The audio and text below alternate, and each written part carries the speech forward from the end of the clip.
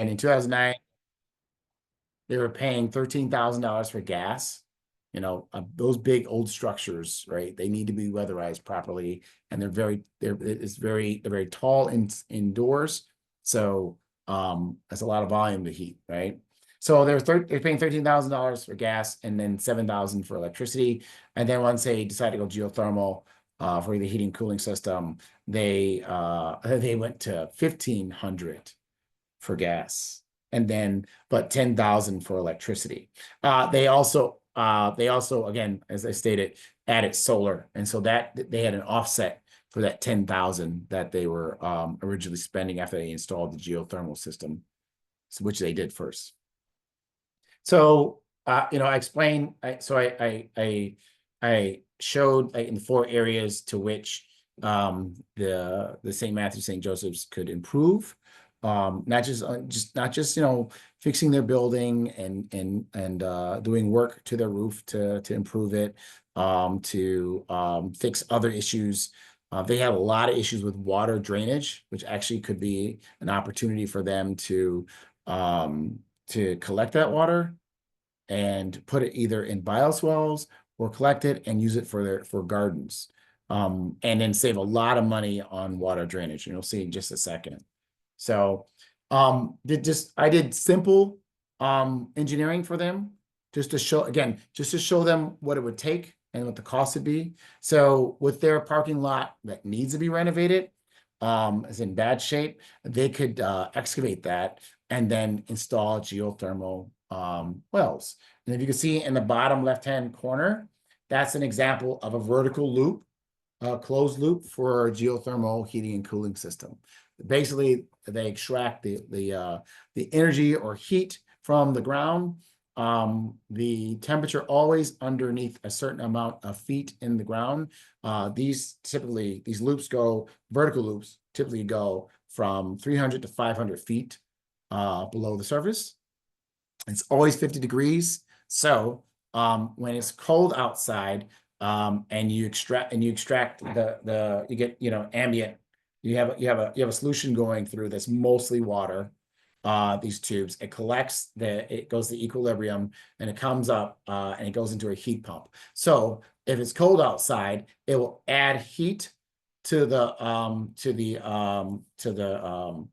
fuel, let's call it that, and therefore they would then it would add heat to that, and then they would have like units in several rooms where they would blow air over that and heat the rooms, right? So you add energy to it or add heat to it to warm up your space when it's cold, and then you would take heat out of it when it's hot. And again, you still have the same heads in your different rooms, and it blows air over the fuel, we should say, and it'll cool it down, right? So it's either adding heat to it or taking heat out of it. That's how a heat pump works. It's like a window unit for an AC window unit. Have you ever touched the back of it, the outside part, the fins, and it's hot? I don't know if you guys have ever done that. So it's really the same principle. It just reverses it. Like, all right, we're gonna blow air across the hot part, right? As cold air is coming out the other end, right? And when it's hot outside, they'll blow it across the cold part. So I showed them, hey, those vertical loops, those little circles is where they would be located.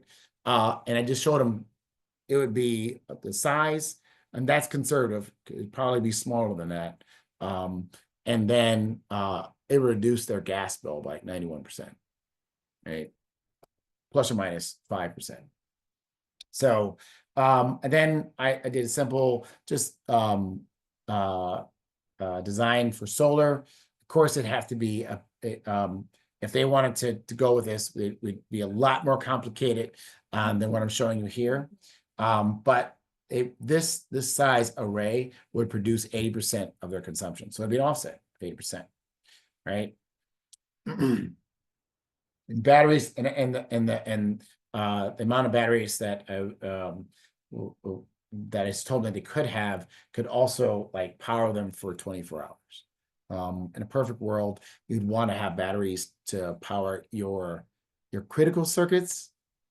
It's kind of hard to run something off batteries and you're running every circuit. Like, you know, got your PS5 and all your TVs on and your you know, what do you call it? Your kitchen running, right?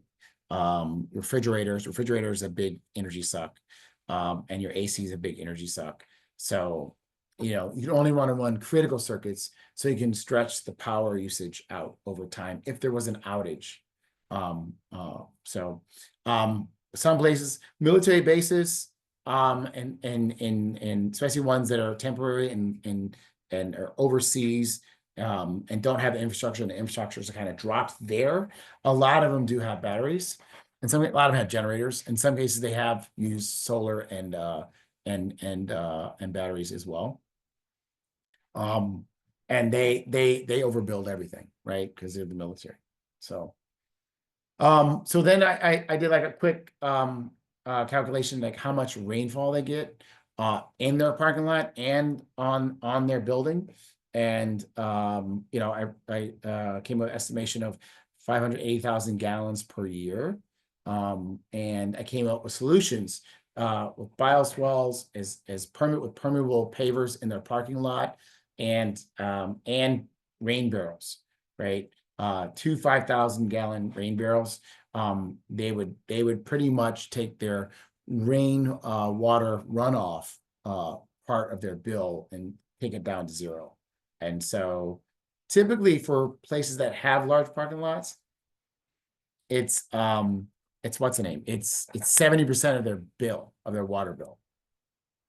So if they're paying $1,000 a year, and you get rid of the rainwater runoff fee to going back into the sewage system, you get $700 off, right? You're only paying $300. So, and then I talked, you know, then there's this materials to use, insulation, sealing. You want to, whenever you want to be sustainable and you want to have solar and battery backup for you know, your electricity production, and you want to but if you also want to maximize your heating and cooling, you want to make sure the building envelope is sealed, and that there's minimal transfer of heat from inside the building to outside the building, right? You want to make sure your windows are as energy efficient as possible. All the ceiling around the windows, all the insulation inside the walls, you want to maximize. So you want to control your vapor barrier, water, right? Your air barrier, right? As well as your energy barrier as well.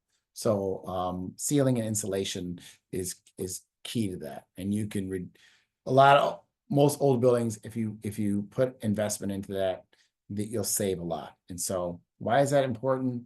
And I'm not really going to go into this, but these are just really quick. The Inflation Reduction Act was passed, I believe, in 2022, and it took place starting in 2023. And federal funding, just to let you guys know, whenever there's a federal law passed, an act is actually turned into a law, right? A bill is turned into a law. What's the name?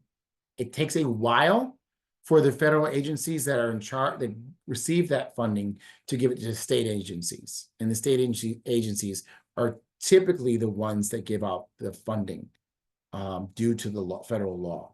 And so the states have to show that they'll manage it properly, and that the way they will manage it and distribute it and monitor it, that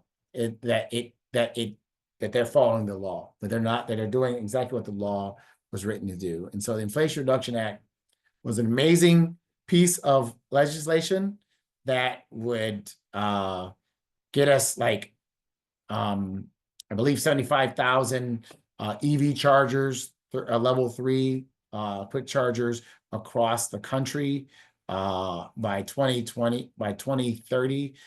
It pushed to have a lot of the vehicles to go from, you know, internal combustion engine gasoline to EVs. I believe it was supposed to be like 50% or supposed to be that by that time the manufactured vehicles were supposed to be EVs. It gave a lot of money for solar projects, especially in areas of low income and battery backup. So that, you know, to offset blackouts and brownouts. And again, there's incentives in there for geothermal, for heat pumps, the air heat pumps, geothermal heat pumps, and is EV infrastructure, as I mentioned, and now all these things are on pause, which is sad.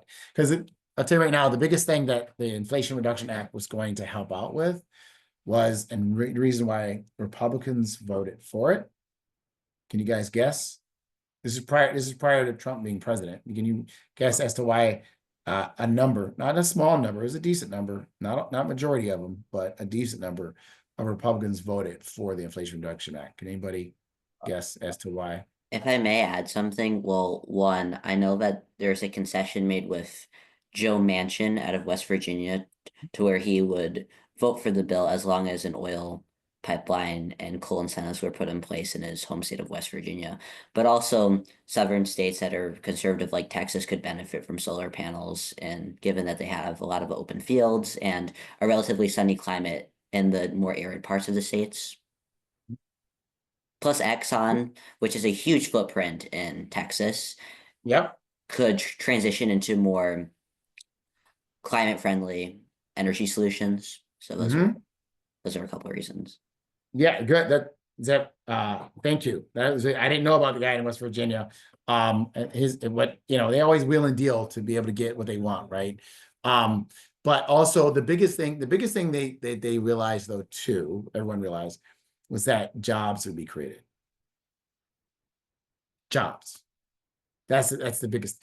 I don't remember the number of jobs that they estimated, but when you have a large bill to put in infrastructure, that's jobs, right? So the Inflation Reduction Act, as well as a bipartisan infrastructure law, both of those had a lot of green components, and it would have created thousands of jobs, and it did. So I currently right now, have 20 minutes left. So right now can you guys see the article or no? Okay, cool. So right now I took a job. With EcoWorks. EcoWorks is a very small but mighty nonprofit, and they were very clever in and that their executive director is a lawyer, and she's been a part of this organization for about 8 years.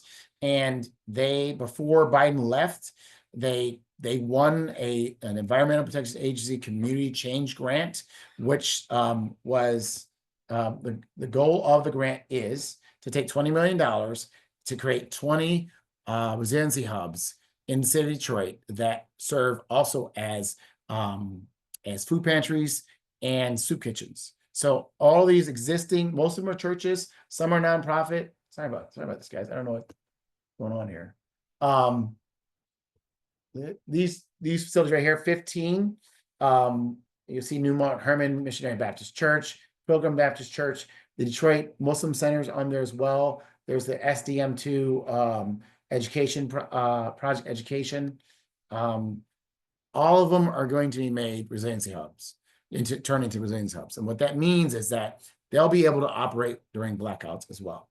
So they'll be able to feed people and in some cases house people, and in some cases be warming and cooling stations as well. They'll also have a lot of stormwater management worked on it as well. So they'll be able to conserve their water. They'll be able to reduce their bills big time when it comes to electricity, when it comes to heat, when it comes to also rainwater runoff. And they are all mostly churches. They all almost have parking lots, and they all have large water bills because of that. So they also will be engineered to be somewhat flood-proof as well. So as we saw what happened in Southwest Detroit, in that neighborhood, when a water main broke, that was horrible. And so part of what we're going to do is make it so that even if that happens in the neighborhood, there's a place that people can come to. That's going to be as flood-proof as possible. So why is this important? Is because, I mean, as we saw again in Southwest Detroit, there was a lot of efforts to help get people resources, to get them out their homes, to keep them warm, get them places to sleep, to get them food, get them clothing. And Detroit has major power outages all the time. So so I was hired to help to actually run this fund for EcoWorks. And so we are in the middle of doing preliminary designs, and we're going to do buy-offs. I'll get buy-offs from each of these facilities next week. They're great partners. What's wonderful about these folks, and I'll just show you just a little bit of. Let me see if it works. Let me show you. Okay, so we had a cohort meeting with all the leaders of these of the facilities, right? And all these people want to do is serve their community, right? We have church leaders, we have leaders from mosque, and they vary in age and background. They all have like a desire to serve. This gentleman right here works for one of the Catholic church, and he and one of his coworkers created a stormwater management company, and so they've trained people in their community, and now that company is now doing projects for the metro parks. They did one for our building. It's sounds amazing, but it's not that difficult of a science. It's not that difficult of a thing to learn. Of course, anything you do, you need to be certified. You need to pull permits. But it's way more doable than people think, right? Even with solar. Solar, the biggest thing you have to realize to worry about with solar is watching the budget. But really, it's like, okay, as long as we don't cause leaks in the roof, you can put solar pretty much anywhere, right? There are a couple of things you have to do is and make sure that things aren't shaded and trees are out the way and you're facing the south sky so that the sun can hit it at all times. But it's a lot easier than people think. And all these people in this room, of all 15 of those sites, are very passionate about being able to keep their places running when the power's out, and feeding people and transporting people and getting people who are on machines for health reasons, if they're on if they have devices that keep them alive, to keep them powered, right? So that's all these people want to do. So all right, I will stop there because I yapped a whole lot. That's my boss, Brianna DeBose. She's a lawyer. And the reason why I emphasize that is that she got this grant agreement signed before Biden left office. So we were able to actually purchase a lot of the materials. So even if the current administration puts a freeze on our funding, we're still able to do a lot. So we're very fortunate. All right. Any questions?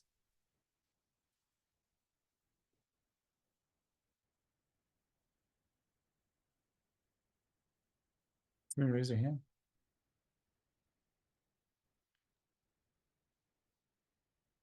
Aubrey, there was a question in the chat, I think. Oh. Did we hit record? Geothermal, is it a one-time cost? Is geothermal unit a one-time cost? Yeah. For installing it, it is.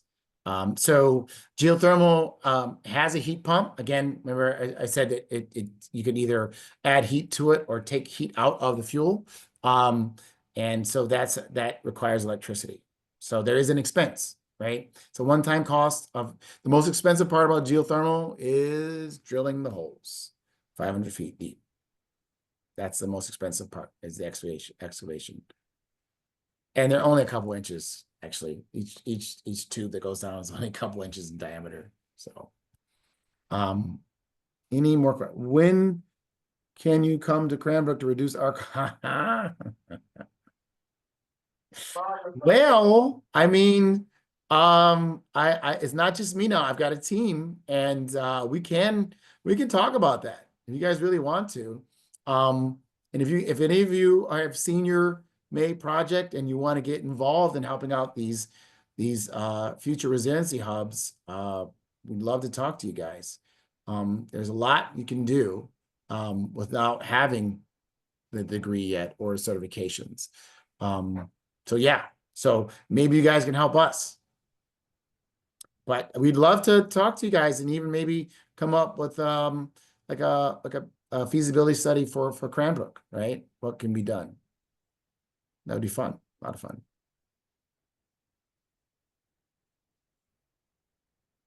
Yeah, so we do have a couple projects. So the company I work for is a nonprofit, and there's only 5 of us in the company. But we work with a lot of contractors and built a lot of relationships with them and distributors of green technologies. And we have a couple of grants to where we are going to make homes resilient. So they'll get solar and battery, and so they'll be able to operate when there are outages in Detroit. So yes, and we are also working with the city of Detroit to help with these resiliency hubs. We're going to have them integrate a plan for disaster preparedness with these hubs. So that they help, what they'll do, the city will help communicate when there are disasters or power outages, that, hey, check out these resiliency hubs, you can go to them. And they'll also provide a bit of funding and resources. So the fire departments will be coordinated with these resiliency hubs, the Detroit Police Department, as well as the Detroit Public Works. And we are actually working on a grant with the city right now to come up with that preparedness plan. So we're excited. All right. What would you like to know or have gotten from your Cranbrook education to better prepare you for the amazing work you're doing now? So Cranbrook, right? Cranbrook teaches you how to think, right? It teaches you how to challenge the norms, the conformity. So I don't think anything extra could have happened, right? Everything happened the way it's supposed to.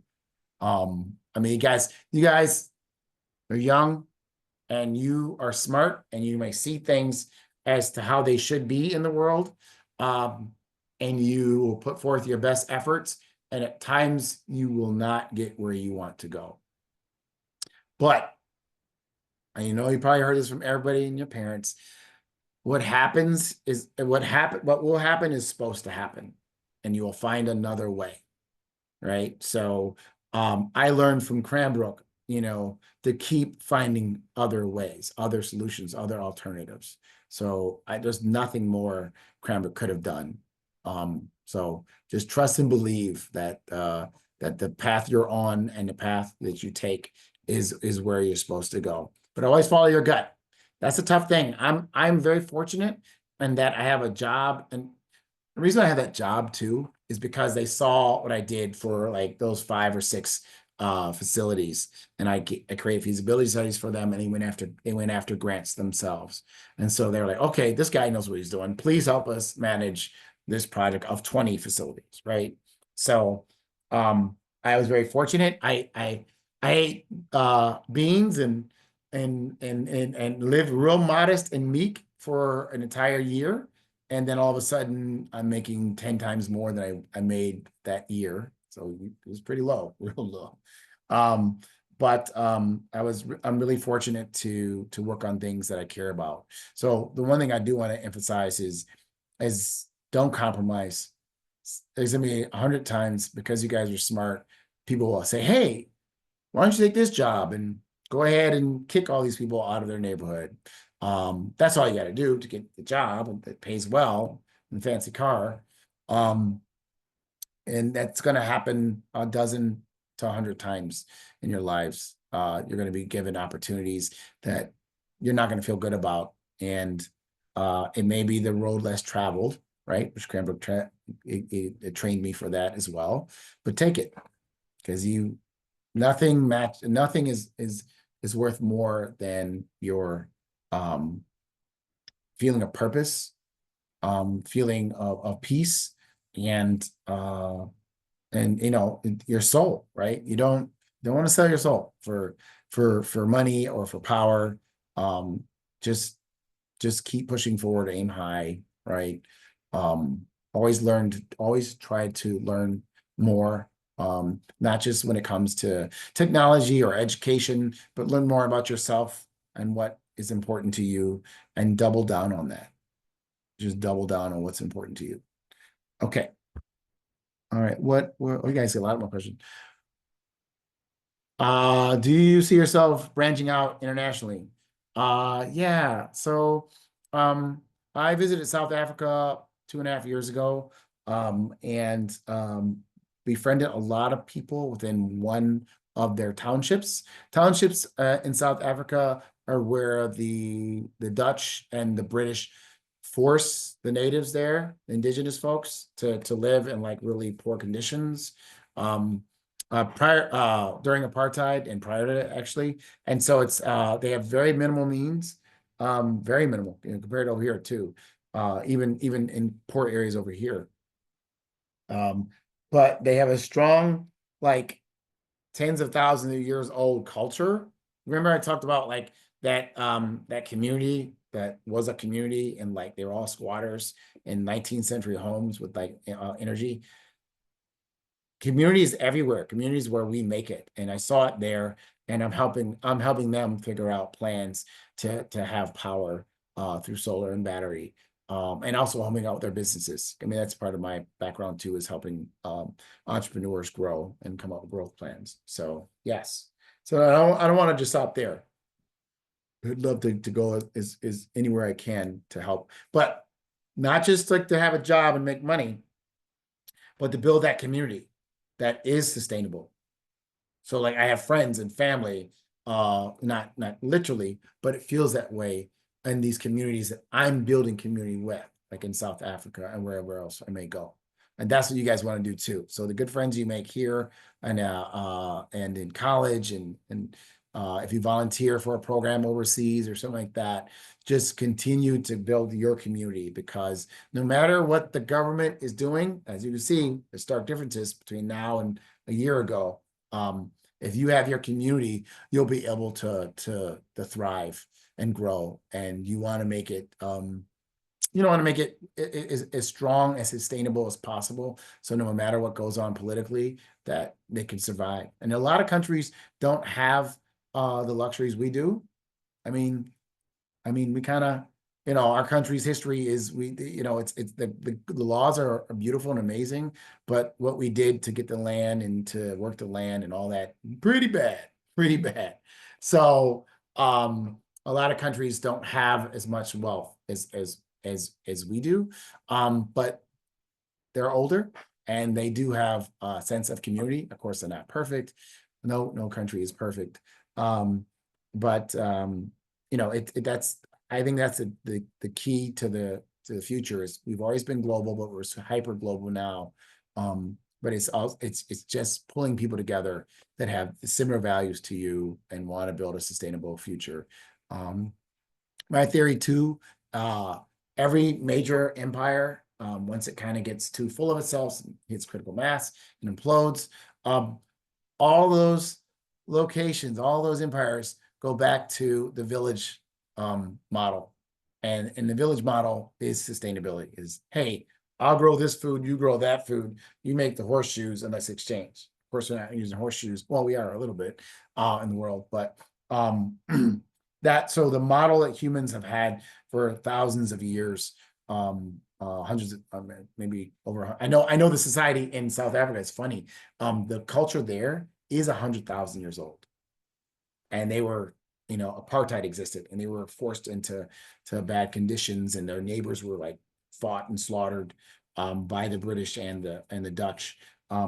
But you know, humans have been around a long time. I hope we still stay around, and we only ever do that when we act as a village and we look out for each other. So, all right, how I need readers. Is there a teacher or subject that influenced you in ways would not have predicted at the time when I was at Cranbrook?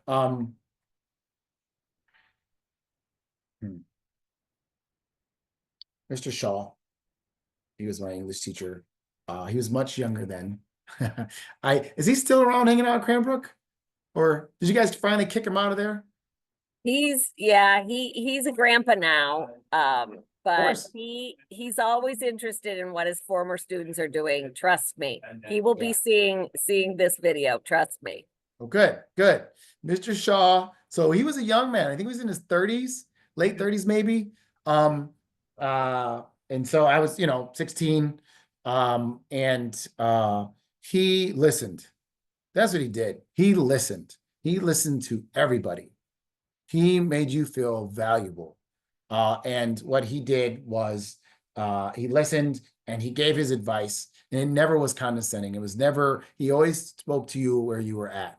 And so that really, and then his analytical skills were great, right? And so I mean, most kids at Cranbrook, if they, when you respected that and took advantage of that in a good way, you had this great intellectual conversation with somebody that made you feel heard. So you were able to express more. And so Mr. Shaw did that for me. Uh, Monsieur Dagbovie would pull me to the side. He was from Togo, an African.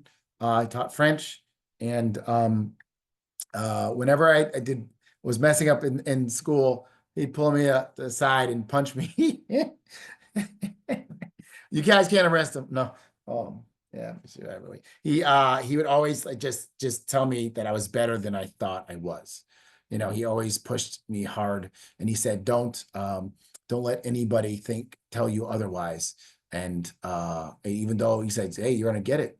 You're Black, you're gonna get it twice as hard or whatever, but it doesn't mean you can't do it. So he just was very inspiring, very encouraging. I love the science teachers because that was fun. Mr. Tufts was great. He's my biology teacher. Um, uh, Mr. Norton, physics teacher.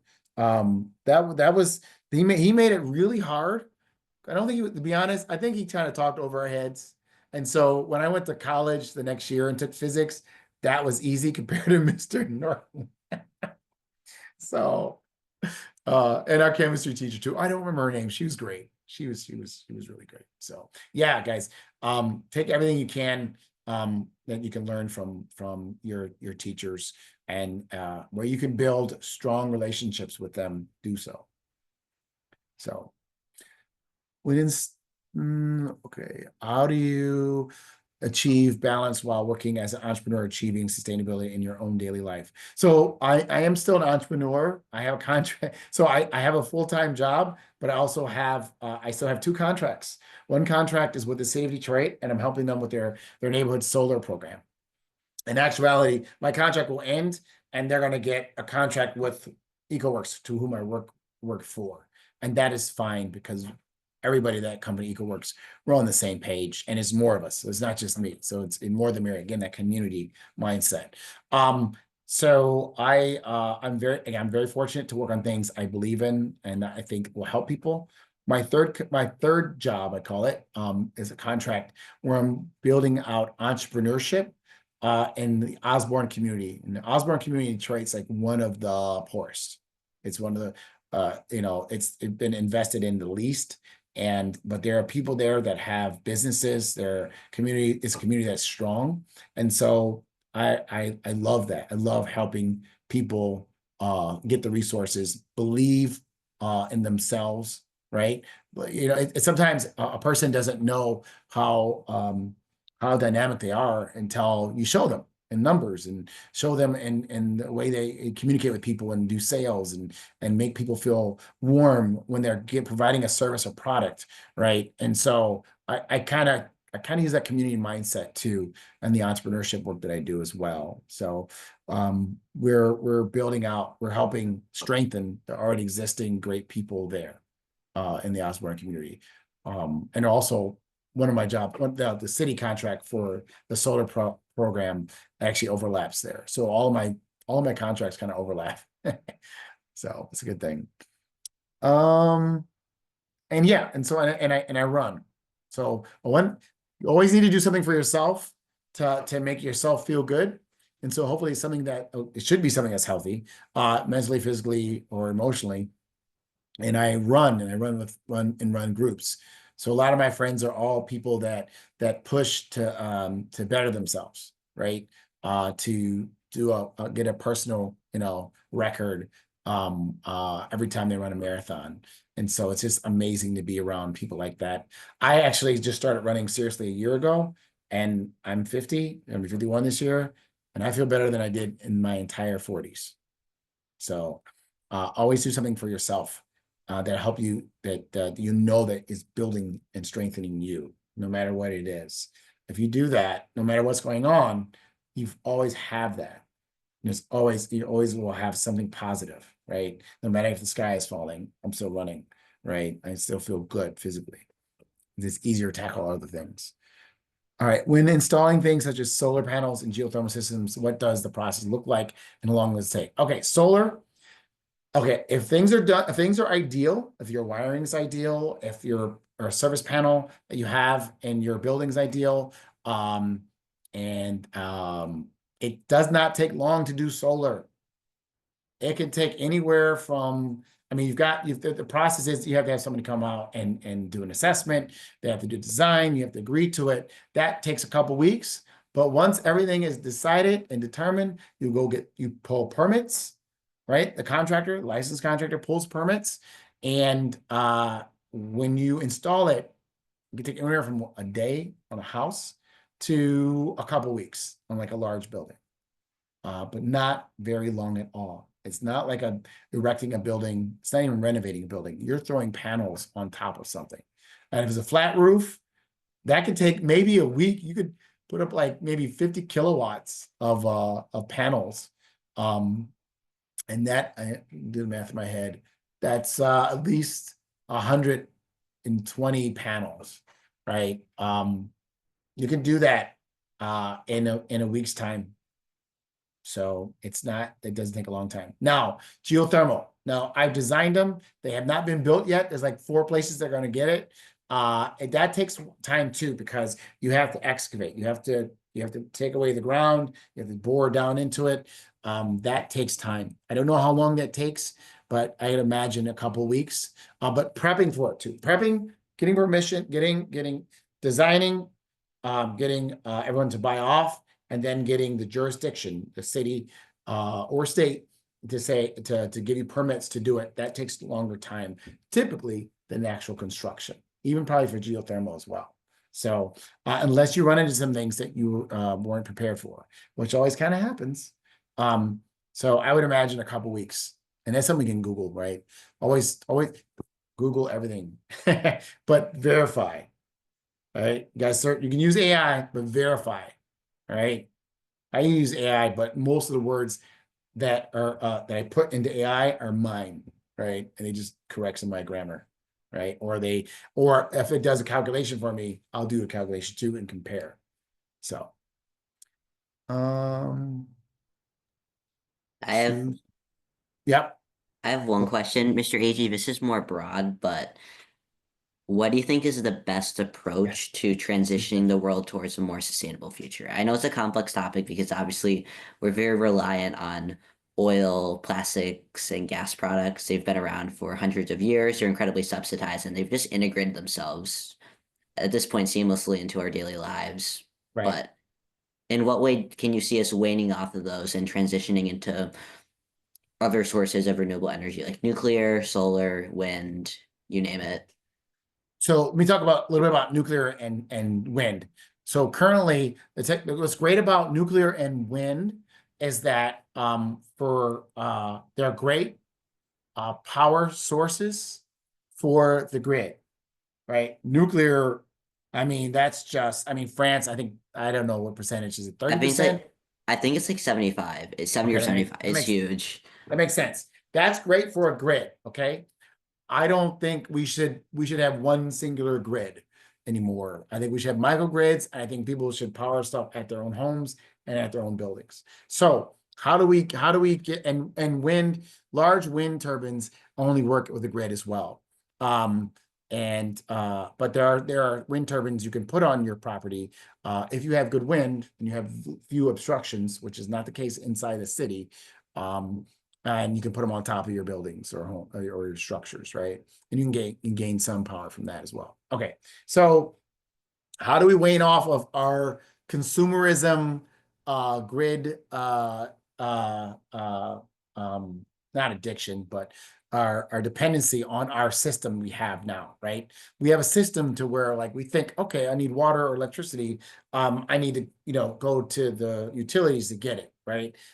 And in reality, we can be sustainable ourselves. So the only way to really, really wean off it is to kind of go against, against the American mantra of, pull yourself up by your bootstraps and do this by yourself. You want to build consensus amongst your people, your community. So say, for instance, there's people that I'm working on workforce development and helping them that some of them are electrical engineers, they have license, they're PEs, professional engineers, and they're contractors as well, electrical contractors. And then there are people just who want to get involved in electrical construction. And what I'm doing is I'm helping them all come together and to get certified into installing solar and battery and having different layers, right? You'll have your engineers, you'll have your contractors who pull with license that will pull permits, and then you have the workforce, the technicians, right? And so part of what we're doing is like we're saying, hey guys, this will be we have opportunities, especially with these 15 to 20 resiliency hubs for them to actually do work and to make a living. But we also are encouraging them, like, guys, we can organize it to where you buy the parts at cost and we coordinate and you solarize your auntie's home, right? Like, well, most of these people who want to get involved in solar and renewable energies and sustainability, they want to do it for themselves. And what motivates people is when they're not doing it alone. So the only way it's a choice, Zeb. It's a choice. People have to make a choice when it comes to the masses and trying to advertise. Like we're all Americans in modern day society. We're influenced by advertisements, by trends, and all that stuff, right? Well, if you want to stop cold turkey and turn the other direction, you've got to make a choice, and you can't do it alone. And so what hopefully will happen is that you'll see groupings of human beings doing that and doing it successfully, and then others will follow suit. Now, how long that takes, I don't know. But what only way you can do it and make it appealing is if you make it strong enough to no matter what is going on politically or any other kind of obstructions that you're able to move forward, right? People love before they jump in the water if they want to see somebody swim. And so the only thing you can do is be the example and don't do it alone. And then you'll get more and more people, right? To want it to become sustainable. You're not going to be able to advertise. You're not going to be able to do commercials. You're not going to be able to do our typical way of branding and marketing. You're not going to be able to change all the people with that. You're not. We're too dependent upon a system, be it municipalities, utilities, Walmart, Amazon. We can't be like that. We have to just choose to be sustainable. I'm growing a food forest out in my backyard, And I said, my family and I live on the block together. We have 6 lots together, and we have like one building where we rent out to tenants. And we've gotten soil samples taken, and we've already started some beds. Where we're gonna grow probably a 30 by 80-foot garden back there. Hopefully have chickens back there one day. I am going to collect rainwater. I'm going to put it, we'll use it for gardening at first, and then maybe next year we'll figure out a way to make it drinkable, right? Potable. And we're getting solar panels this summer. Got to figure out the design. I'm going to secure them first. I found a bunch of used ones that are pretty cheap, and solar panels last a very long time. Their warranty typically is 25 years, and they degrade very slowly. So yeah, so you got to do it. And so I'm doing it. That's the Aubrey, way. we got to get you into Booth Garage to do a solar demo for these kids, you know, piecing something together. I think that there would be a lot of interest in that. Kathy, we'll have to talk a little bit more about that. That would be really, really wonderful, I think. I And I think you're smart, here we are getting into a tariff war with Canada, and they're threatening to shut our lights off. You're going to Yeah. be in good shape, I think, when that happens. Well, I hope so. I hope again. I think this the way to do it too, because I may be in good shape, right? And I may make good money, but those who have good money will be able to benefit. But if you want those who have a modest living, and you guys know the middle class is shrinking, right? I mean, middle class we were kind of built upon a lot of things where we had a lot of wealth, right, to begin with. And our middle class is still part of the top 1% of the wealthy in the world, right? But I really do want to. I am going to try my best to push to have people do things at cost and do it as a community, so that a lot of people aren't left behind and they're empowered, right? It's like so. At EcoWorks, we're coming up with the term like we want to be like the Habitat for Humanity when it comes to renewable energy and sustainability. Well, people just come together and erect a house. Let's put up a solar array and batteries, right? And let's get those sodium ion batteries from China, because lithium ion is kind of a dirty business. It's not helping out in the world. Yeah, Yeah, especially with the controversy regarding rare minerals, which are very justified, yeah, especially how many of them are mined with child labor in the Congo. Not to yes, mention, lithium is usually extracted in these giant pools, which can harm local like waterways and water supplies. yes. I have read that sodium ion batteries as of now aren't quite as efficient, but I'm certain with advances in technology that the gap can close. Here's the thing I want to challenge you on, right? Again, that's thinking in a capitalistic mindset. The energy density is not as great with sodium ion as it is with lithium ion. So what does that mean? Your battery just has to be a little bigger. It'll still work. It'll just be a little bigger, right? So we don't have to, you don't always have to have, like, if you're going to invest in something, um, um, invest in what's right, and it'll serve you well.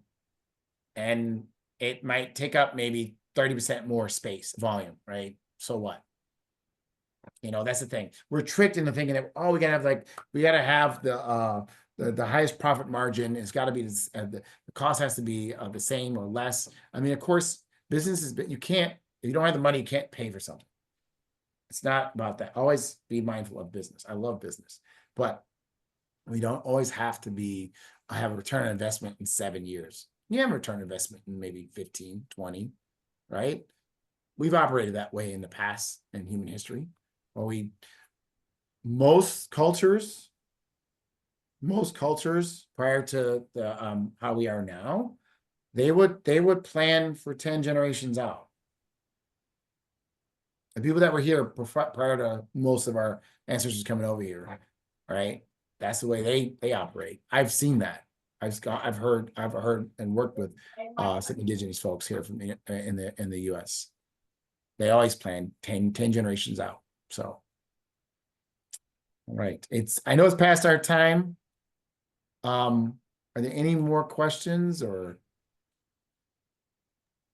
Aubrey, thank you so much for I carving out second time that. for this group tonight. It's very much appreciated.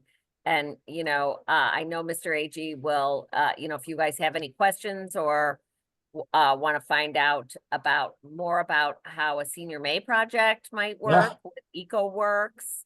I think there might be some interested students in that, Aubrey. So I'll make sure that everybody who needs it can get in touch with you. And But- I apologize for being late. I'm in Ann Arbor. We're in the Michigan Union right now. We did an event here tonight and we had a great turnout of CK kids who are up at U of M, and I had an alarm set and the kids were all talking and I missed it. So I apologize for missing the beginning, but I can facilitate if anybody wants to get a hold of you following. And Zev, maybe you want to close this out? I know we were a very small group, but Milo and Arya, I appreciate you coming, Mr. Agee. Much appreciation to you for joining us and bestowing a lot of wisdom regarding just sustainability, the job market, etc.